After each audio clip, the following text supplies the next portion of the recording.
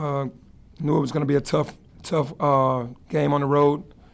Team had won all their games at home. First conference game against us. Knew they were going to be fired up, and just blessed to be able to get out of here with a win. Questions? Penny, I know it's tough right now, but do you have an update on Caleb? We don't know for sure, but it seems like it's bad. It's not good. What did you? I mean, it looked like he slipped. He didn't slip. It just gave out. Yeah, it gave out. He didn't slip. What did he say to you when He said it was his kneecap, and when he went to go explode, I think that's when whatever happened, whether it was patella, whether it was kneecap dislocation. Dislocated his kneecap or patella, one of those. The second half, is that just guys being distraught by what they saw? I mean, that was obviously a horrific scene with Caleb. As much as what you want to say, it wasn't. He was out there on the table just crying his eyes out. And it's hard for his teammates to look at that because he's a fifth-year senior that came here to do things differently and want to, finish his career out on a high note and then end up, getting could be season-ending injury with the way that we're playing. That was tough on everybody. So you're reserving, you're not thinking one way or the other until you get, official diagnosis? Yeah, I'm just going to wait until the official diagnosis. Can you describe what happened on the last play, coming out of the timeout, and working the clock down, and then putting the ball in JQ's hands? Yeah, it was a new play.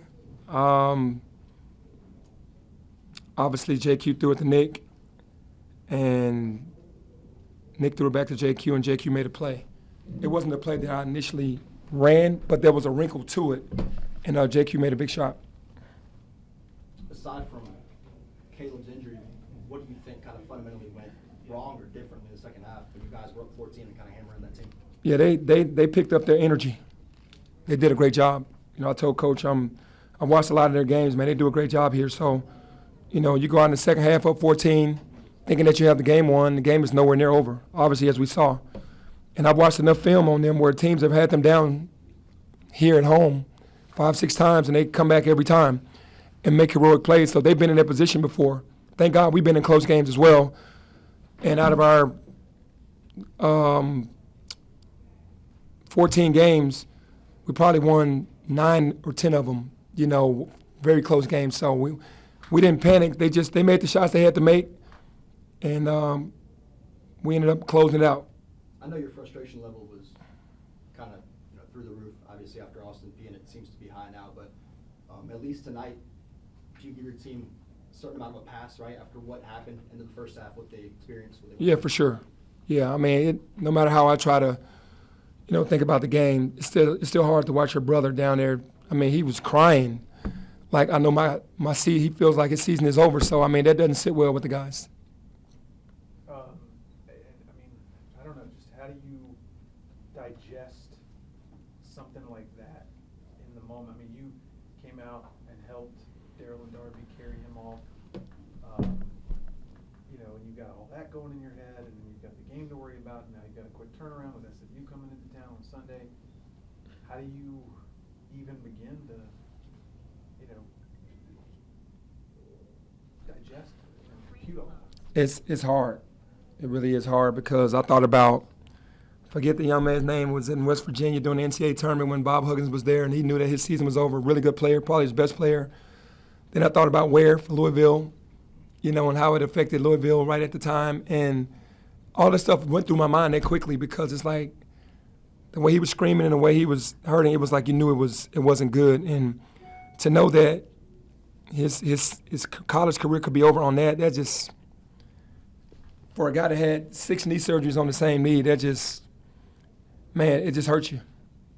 You obviously seen a lot of basketball from different vantage points at different levels. What does it take for a team to get out of that mental shock, moving forward here and kind of rally behind Caleb? I think with some time, with everybody understanding what it is, we'll have to regroup and still never lose sight of, Caleb being a part of our family. But I think after the game, you can kind of settle in a little more.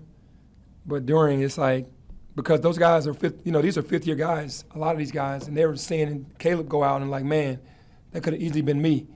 And that starts to go through their head. So it's never good when that happens. Coach, it looked like Quinterly had lost his composure a little. He tried to foul Williams on the trip down court, and he made the out-of-bounds foul with the clock stopped, butting his head into Haggerty, but you were still happy to see him take that last shot. I guess you have a lot of trust in him in that regard. Yeah, I do have a lot of trust in him. I was obviously a little disappointed that he lost his composure. Haggerty fouled him at half court, and all he had to do was bring the ball back out, and he lost the ball. Yeah. And then he came down after a score, and then gets the offensive foul, and then now you're losing it. You got to be more composed than that. Was definitely happy that he composed himself enough to come back and hit the shot. But fifth-year senior, we want to go a long ways. Things like that are going to happen again.